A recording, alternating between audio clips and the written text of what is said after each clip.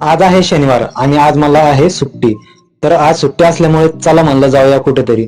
तर असंच बसता बसता आला लक्षामध्ये, तर चला म्हणलं जाऊया आपण कोठऱ्याला शनिदेव महाराजांचे दर्शन घेऊ. माझ्यासोबत राज होता आणि आम्ही दोघं जण निघालो होतो आता शनिदेव महाराजांचे कोठऱ्याला दर्शन घेण्यासाठी.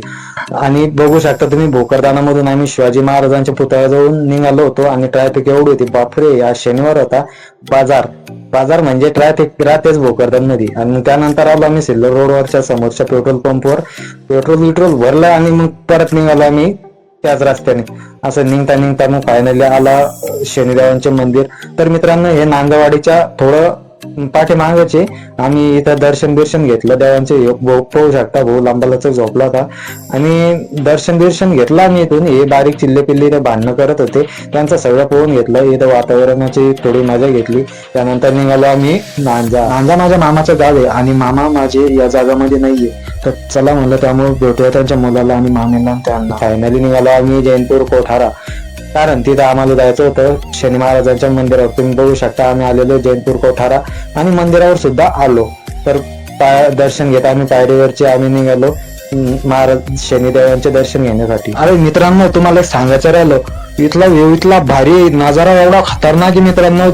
म्हणजे हे मंदिर जे आहे ना, डायरेक्ट नदीमध्ये बांधलेलं आहे. बघू शकता दोन्ही बाजूला पाणी आहे आणि त्या पाण्याच्या वरती आपल्या शनी देवांची मूर्ती आहे. आणि एवढी खतरनाक मूर्ती आहे मित्रांनो.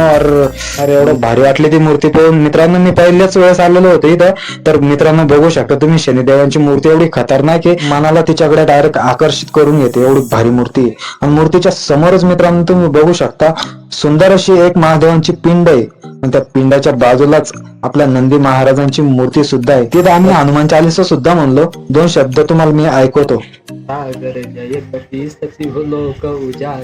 थोडक्या मोठ्या शब्दामध्ये मी हनुमान चालीसा बोललो आणि नंतर फोटो काढले. तर मित्रांनो, फोटो कसे निघले होते ते मला नक्की सांगा बरं. आणि त्यानंतर निघाला आम्ही फायनली घरी निघता आम्हाला दिसलं जामाचा बगीचा. मग आम्ही काय बसतो ग वेगुच्चूक, आम्ही तोडले नाही जामा, पुरालो जामा गिमा तोडले, हे घेतला हातात खात बसलो. असं मित्रांनो फोटो. आणि आपला व्हिडिओ पहा. अरे भैया जान दो ना, मुझको रोना नहीं आता. मैं रो एक बार, रो अरे जल्दी, भैया मैं जाम तोड़ रो रो रो. रोना नहीं आता मैं. हे होता आपल्या मामाचं पोरग. तर त्यांना पण खूप एन्जॉय केला आमच्या सोबत. तर मित्रांनो, तुम्हाला एक सांगायचं राहिलं, या मंदिराचा मी पूर्ण व्हिडिओ बनवून युट्यूबला टाकलेला आहे आणि तुम्ही एकदा नक्की जाऊन बघा. तर मित्रांनो, तुम्हाला तो व्हिडिओ कसा वाटतो मला नक्की सांगा बरं. आणि आपला हा ब्लॉग कसा वाटला मला हे पण नक्की सांगा. तर बाय बाय मित्रांनो, भेटूयात पुढच्या ब्लॉग मध्ये.